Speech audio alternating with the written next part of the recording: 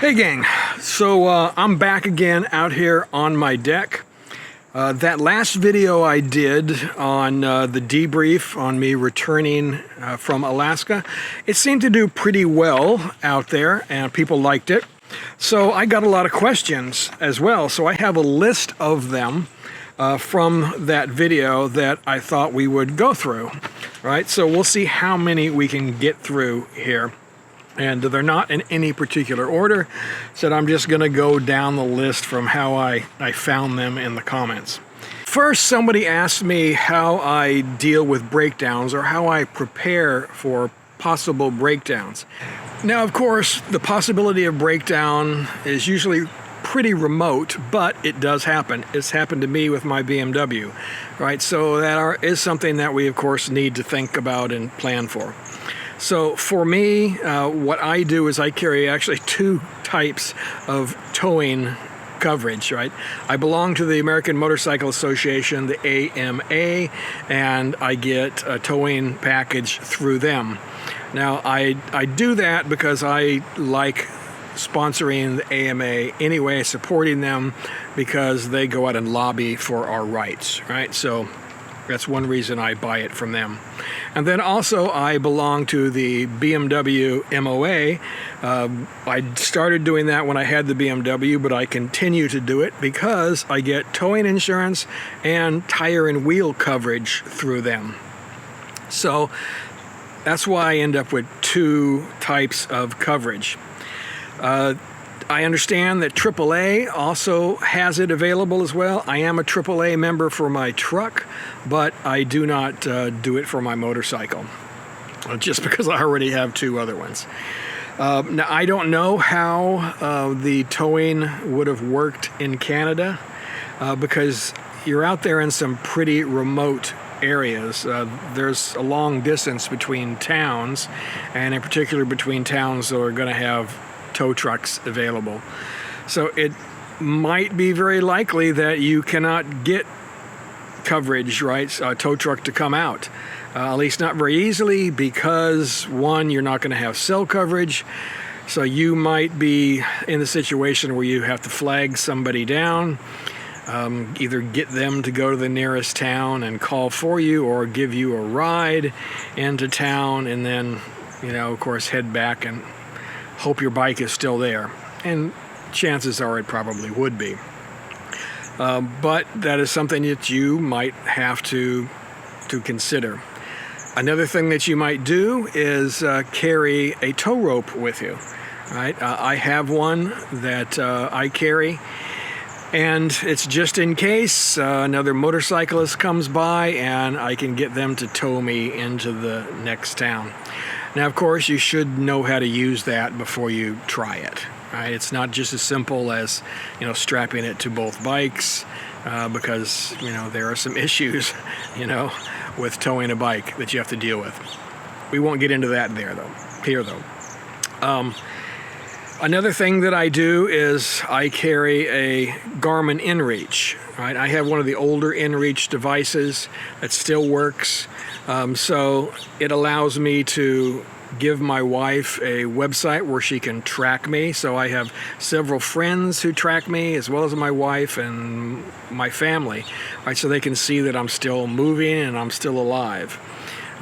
Then also that does have SOS coverage on it. So if I ever get into the situation where I need it, you know, it's a life or death kind of situation, then I can press that SOS button. But you're best to only use that when it is a life or death situation, because if they call emergency services out and they've got to get a helicopter and so forth out there, it's going to cost you a lot of money. So only use it when necessary. So along that vein, I also carry insurance coverage. Right? There is coverage that you can buy through Garmin. Right, that covers up to $100,000 is what I carry. It's like $30 a year, so it's pretty cheap money, and that would go towards, again, rescue flights and what have you that would you might need. Also, when I went up to Alaska and going through Canada, I carried Geo Blue insurance. So that's associated with Blue Cross, which is my insurance provider here, living in Massachusetts. And I got a plan that would cover me for $1 million on this trip that includes repatriation insurance and emergency services. Number 2, and here's a big one. How did I get my wife to let me go on a 51-day trip? Right? What did I have to do to get her to approve that? Says, well, as you know, if you've been watching this channel, I've been on longer trips. I've been on a 60-day trip plus a 65-day trip. Now, in both of those instances, Kathy flew out to meet me, and we rode together for a couple of weeks, both times. So this time was a little different. I was gone for the full 51 days, and she did not fly out to meet me. We discussed the possibility of her doing that, of her going up to Anchorage and then maybe us taking a cruise or getting a car and doing a trip while we were up there, but she decided she didn't want to do that. So on this trip I, again, went alone. So I really don't have to talk her into getting permission to go. Our relationship is one where we encourage each other to live the lives that we want to live, and we support each other and we help each other to do that. Neither one of us would ever tell the other one, oh, you can't do something, right? Unless we really thought that it was going to be a stupid idea, right? And, put either one of us in danger.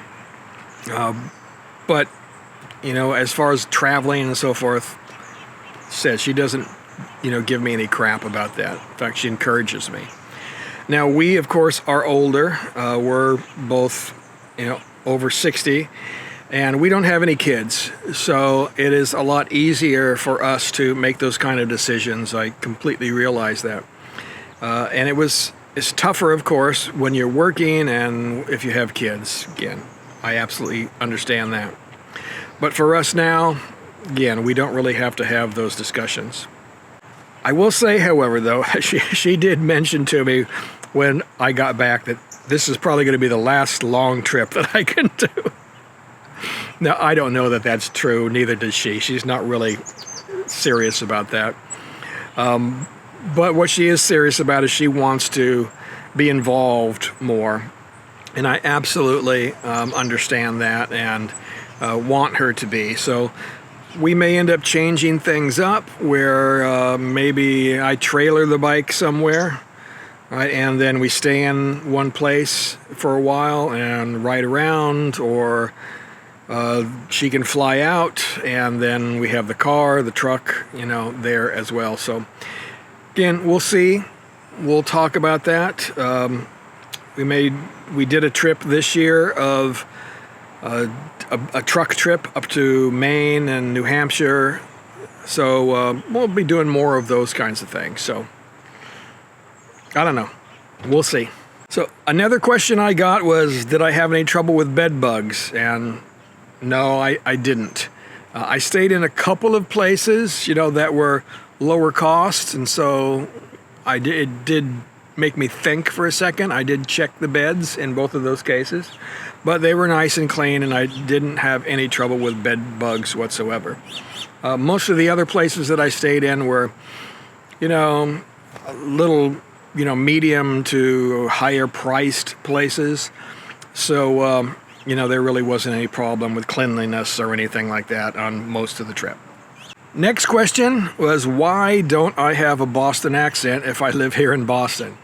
Now, I've been back here in the Boston area for 30 years now, but I wasn't born here. I was born in California, and we moved all over the place, Florida, Texas, back to California, and then eventually I moved here after I met my wife. And now you've heard my wife, and she definitely has a Boston accent. She picked that up. Now, my friends from Texas now tell me that I sound like a Yankee. And of course, if you get me talking to them,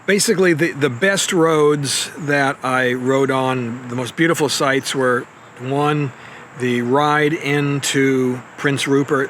That was gorgeous. Doing the adventure tour on the catamaran, that was fantastic. I really loved that. It was worth every penny. And then there are parts of the Cassier Highway that are beautiful. There are parts of the Alcan Highway that are also beautiful, and there are parts that are just kind of like, yeah, nothing special.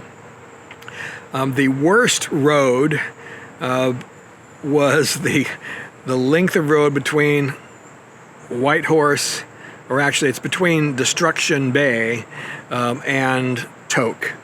Right, there was just tons of construction and tons of frost heave.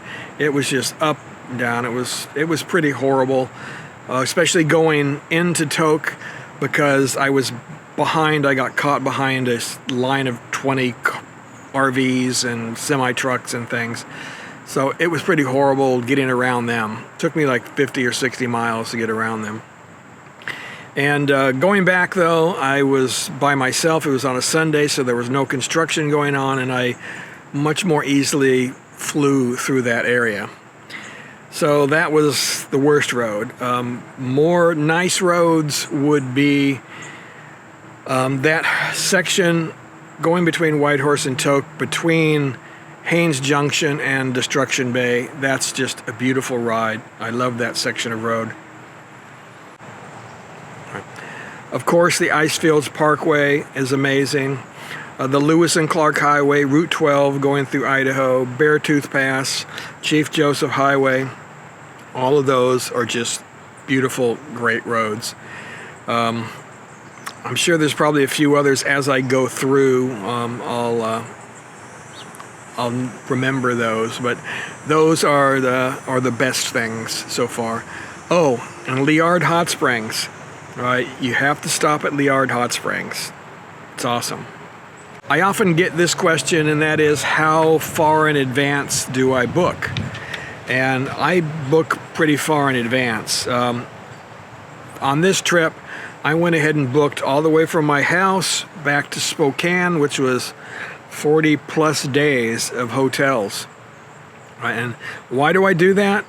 Well, because one, I don't like getting into town and having to search for a hotel. I would rather just know where I'm going, ride there, walk in, and I'm done. I don't like getting into an area and not knowing if I have a hotel, or having to go and ride around to 5 or 6 of them to find one. Right? Again, that's just me.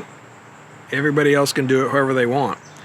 But also, there were certain places that I needed to book ahead of. I need to book Prince Rupert for that adventure tour that I took. I needed to book Denali National Park. I was going through the Banff area, right, and up into Jasper, and I needed to book those areas because if I didn't, I wasn't going to get a hotel. There were many other cities that I pulled into, and the hotels were booked. Rapid City was pretty busy. You know, it's summertime, right, just before the Sturgis Rally, a couple weeks. Indianapolis tended to be booked because there was some kind of Little League tournament going on.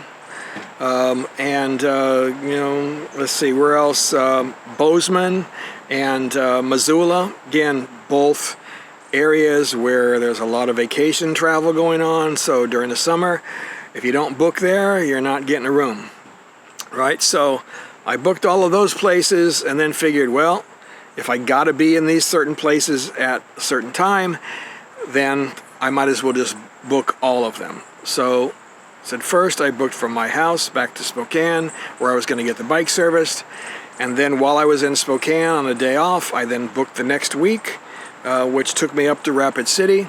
And then when I was in Rapid City, I then booked from there all the way home. So again, that's basically how I did it. Another question on planning is, how do I figure out how far I'm going to ride every day? If my goal is 300 miles a day, how do I know there's going to be a hotel and a restaurant and so forth at 300 miles? Well, basically what I do is I sit down with my route planning tool, the MRA Route Planner, right? And I put a point where I'm going to start for the day, and then I look on the map, the route that I'm going to take, and I say, okay, here's a city, how far is that? I check that. If it's 200 miles, I say, okay, well, I can go a little farther.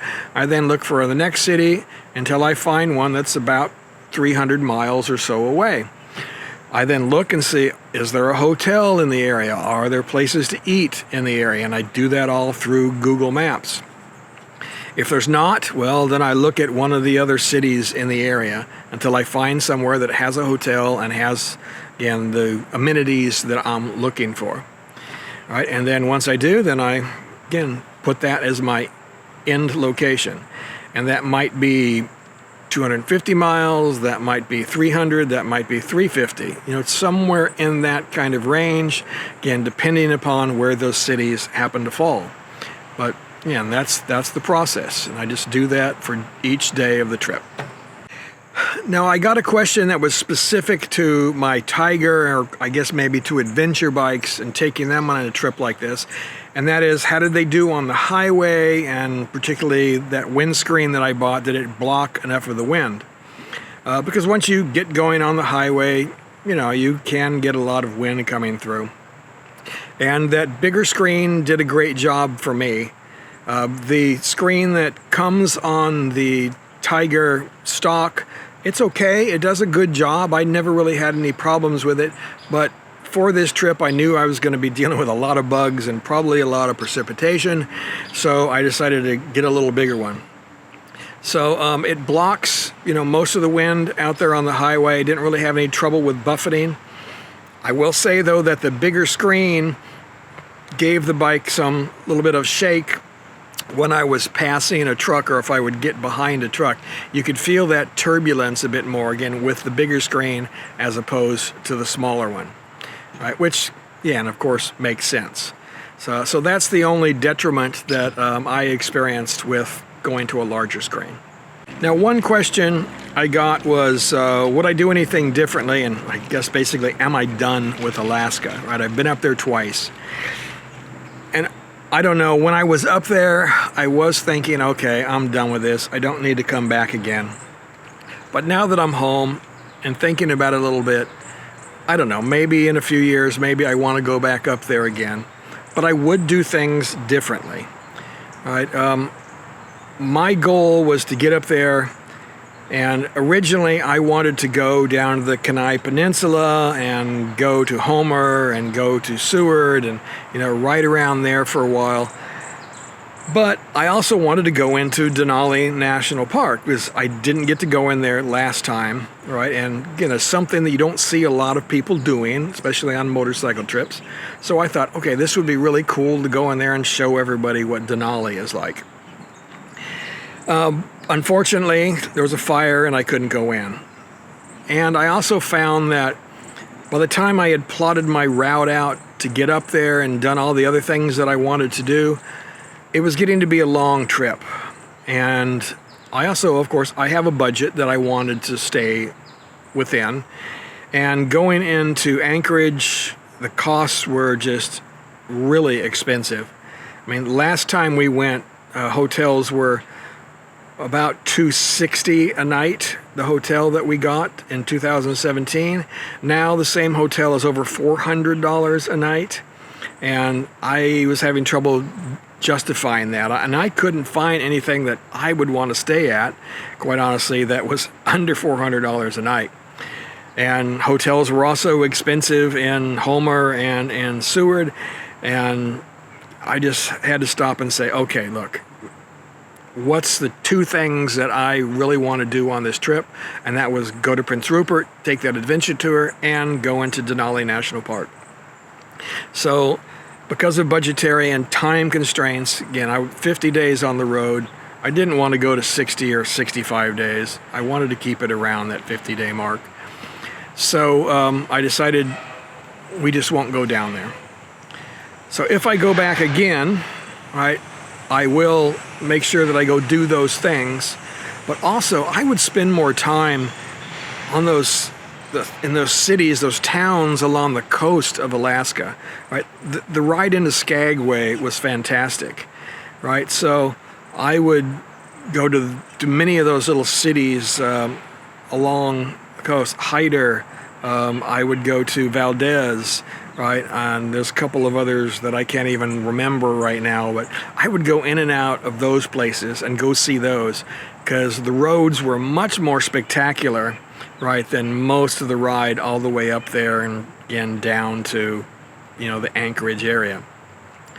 So that's what I would do differently, or maybe even get on one of the ferries if I could and take the Inside Passage. That would be kind of cool as well. That may even be something that my wife would like to do with me. So I don't know. We'll see. It'll be a while before I do that again, though. Now, another thing that people wanted to know, I had a few people who asked me about these t-shirts. All right, so they are available on my Spring store, my Teespring store. So I've got those out on my website now, so you can go out there and go to the swag section and you can see them and purchase them there. Here's one thing that amuses me, right? I periodically get comments on my glasses, right? There are some people that do not like my glasses. There are many others that do like my glasses, right? And, you know, quite honestly, I get a lot of comments from the ladies about how they like the fact that I wear different glasses. They kind of think they're cool. All right, so a lot of the guys that make the comments don't think I look manly enough in my white glasses or my red glasses or even my blue ones, right? But as far as I'm concerned, first of all, I like what the ladies have to say better than you guys. And two, if it tweaks you and gets you upset because I don't wear the glasses that you think I should, then I like it. All right, guys, that's it. Obviously, that's all a little bit of a joke to me. So we'll see you guys later. And again, I'll do that video on finances and so forth a little bit later on. So, all right, hang in there. Keep squeezing your lemon.